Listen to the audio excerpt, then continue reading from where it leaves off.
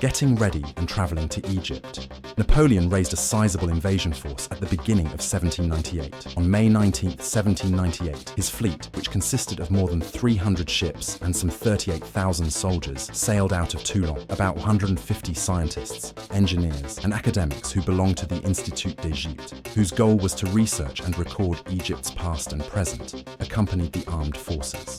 The arrival in Egypt. Fleet arrived off the shore of Alexandria on July 1, 1798, eluding the British Royal Navy's notice. Alexandria was taken by the French army after they swiftly overpowered the city's defenders. From there, Napoleon moved closer to Cairo, but ran into opposition from Mamluk-aligned local soldiers. The conflict of the pyramids. The Mamluk forces confronted the French army on July 21, 1798, in the vicinity of Mbabe hamlet, which is close to the Giza pyramids. The formation of Napoleon divided his 25,000 men into 5 divisional squares, each of which could function on its own. This structure, which places artillery and luggage in the middle and infantrymen on the outside corners of each square, was intended to fend off cavalry attacks. Between each square stood a cavalry troop, ready to provide support as needed. The Mamluk armies, Murad Bey led the Mamluks, who numbered between 40,000 and 60,000 soldiers, the majority of whom were cavalry. Renowned for their skill on horseback and their highly armed cavalry, the Mamluks were confident they could defeat the French. The dynamics of combat. The Mamluks made multiple forceful cavalry charges as soon as the fight started, but the disciplined French soldiers stuck to their square lines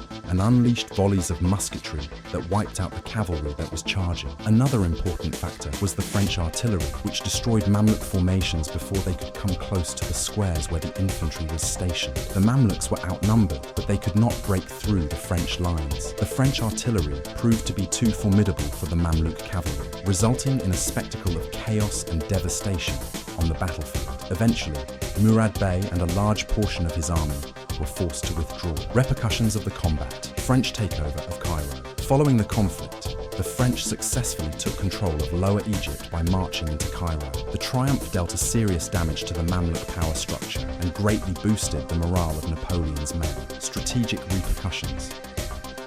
Consolidation of French rule over Egypt was the direct result of the Battle of the Pyramids. However, the superiority of British naval might soon threaten this authority.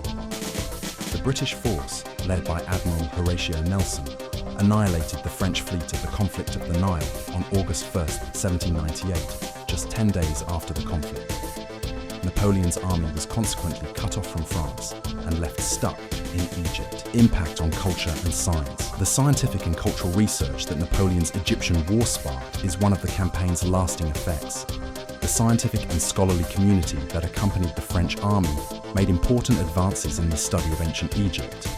The most famous find was the Rosetta Stone, which was discovered in 1799 and later made it possible to decode Egyptian hieroglyphs, the stone Rosetta. The stone, which was found by French soldiers close to Rosetta, now Rashid, included an edict written in 3 different scripts: Greek, Demotic, and hieroglyphic. It was issued in 196 BC during the reign of King Ptolemy. Egyptology was revolutionized by this trilingual inscription, which ultimately held the key to uncovering the mysteries of Egyptian writing. The effects over time. The campaign had long-lasting consequences, even though the French control of Egypt at the time was ultimately unsustainable because of British naval superiority. It introduced European academics to ancient Egyptian civilization, sparking a resurgence of interest in the history and archaeology of the area. From a political standpoint, the campaign illustrated Napoleon's boldness in strategy and hinted at his future conquests throughout Europe.